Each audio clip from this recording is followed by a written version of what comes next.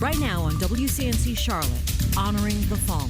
A week ago, they were making weekend plans and all kind of plans, and now here they are about to bury their loved ones. It's senseless.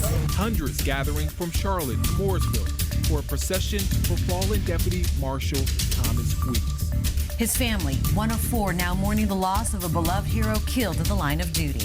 And the emotional tributes continue to pour in as we learn more about the officer's loss and those recovering.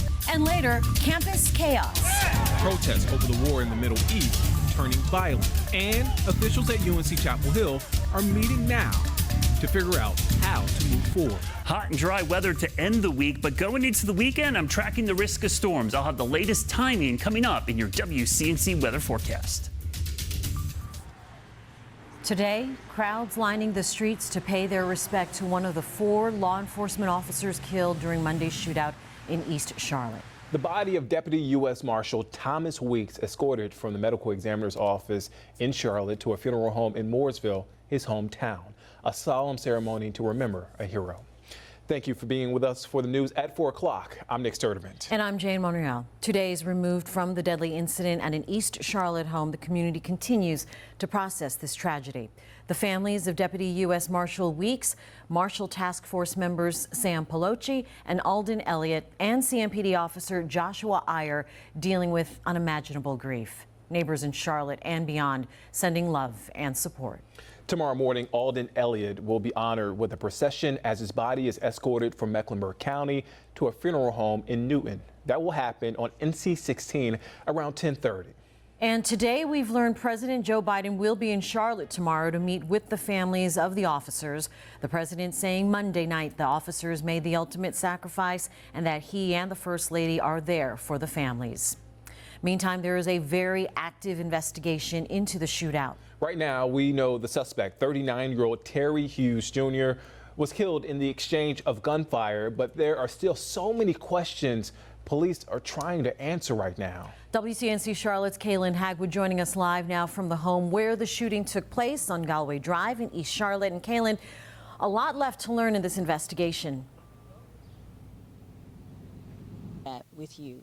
Reporting live here in East Charlotte, Kaylin Hagwood, WCNC Charlotte. Yes, Kaylin mentioned still a lot of questions. All right, thank you, Kaylin. Today's procession carrying the body of Deputy U.S. Marshal Thomas Weeks, attended by his family and dozens of officers. The procession making its way from Charlotte up I-77 into Mooresville. People lined the roads to show their respects.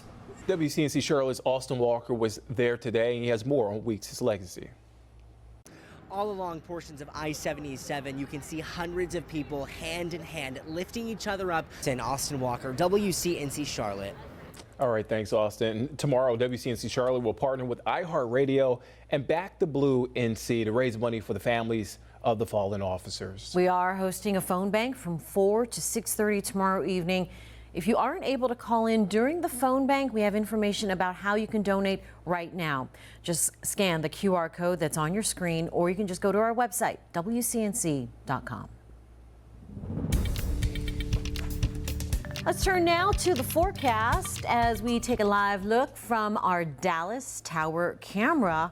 That is a beautiful Carolina sky today. I was telling Brad it was toasty even this morning. When I walked out about 10 o'clock in the parking lot, I was feeling a little humid.